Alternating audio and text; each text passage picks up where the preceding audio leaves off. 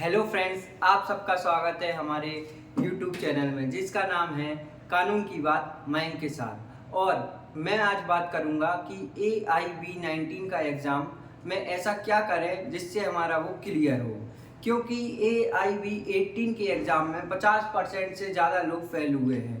तो उसका मुख्य कारण आखिरकार है क्या? क्योंकि हमको तो एग्ज़ाम में बैरक ले जाने के लिए मिलती हैं, लेकिन फिर भी लोग फेल हो रहे हैं। तो इसका मेन रीज़न क्या है? तो हम इसके रीज़न बताते हैं, क्योंकि हमने एग्ज़ाम पास किया है और हमें पता है कि ऐसी क्या गलतियां होती हैं जिसकी वजह से लोग फेल होते हैं। तो चलिए देखते हैं।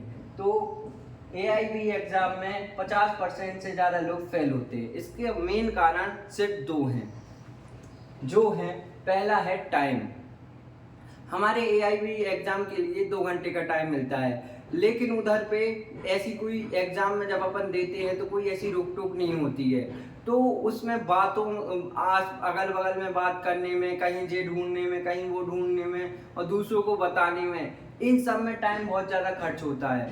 और फिर OMR शीट में क्वेश्चन टिक करने में बहुत ज़्यादा दिक्कत होती है।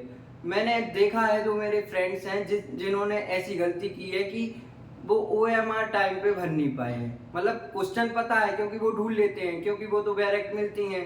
हम बताएंगे क्वेश्चन ढूंढना भी कैसे। हम तो वैसे बैरक नहीं ले गए थे, लेकिन हम बताते हैं कि क्या करना है, क्योंकि हम एक जुडिशियरी एस्पिरेंट भी हैं। तो टाइम है 2 घंटे का। तो अब आप लोग ऐसा करना कि अभी से जो लगभग 14-15 दिन के बाद जब आप लोग क्वेश्चन सेट रिहर्सल करें, तो उसमें आप टाइम लिमिट लगाना 1.5 घंटे की, 2 घंटे की नहीं, 1.5 घंटे की, क्योंकि अपन को उस टाइम लिमिट से पहले प्रिपेयर होना है।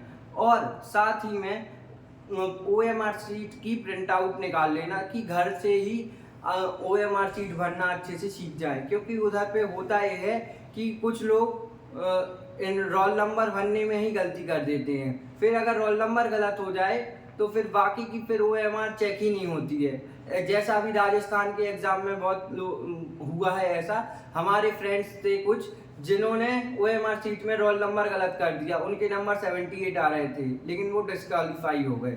तो ये चीज़ भी देखनी पड़ती है। और दूसरी बात है फोकस। एग्ज़ाम में फोकस देना ज़रूरी है जब उधर पे दें, क्योंकि उधर पे ऐसा माहौल रहता है कि क्या ही बताएं। मतलब ज़्यादा रोक टोक कुछ होती ही नहीं है। तो इन दोनों चीज़ों पर आप तैयार कीजिए। अगर आप चाहते हैं कि हम लॉ से जुड़े वीडियो बनाएं तो आप कमेंट करना। तो हम जैसे एग्जाम्पल में बात करते हैं कि अपन को IPC, BNS, नए लॉ और पुराने क्रिमिनल लॉ साथ में लेके चल रहा है, क्योंकि हमारे सिलेबस में वो जो पुराने लॉ थे वो हटाए नहीं गए हैं, बाकी नए लॉ और जोड़ दिए गए हैं। तो सिलेबस इंक्रीज हुआ है, वो चेंज नहीं हुए हैं कि IPC की जगह BNS आ जाए एग्ज़ाम में। आप देखना सिलेबस में और लिखा है। तो जैसे हम बात करते हैं साधारण अपवाद की, तो हमारे साधारण अपवाद IPC में धारा 76 में थे। मतलब पहली धारा साधारण अपवाद की 76 में थी, जो विधि द्वारा अबद्ध व्यक्ति को कुछ कार्य करने का बारे में बताती है। और ऐसे ही हमारे BNS की धारा में वो 14 में पहुंच गया है। तो हम इसका, अगर आप चाहते हैं कि हम लॉ से जुड़े भी वीडियो बनाएं तो आप कमेंट में बताना। चलिए मिलते हैं नेक्स्ट वीडियो में।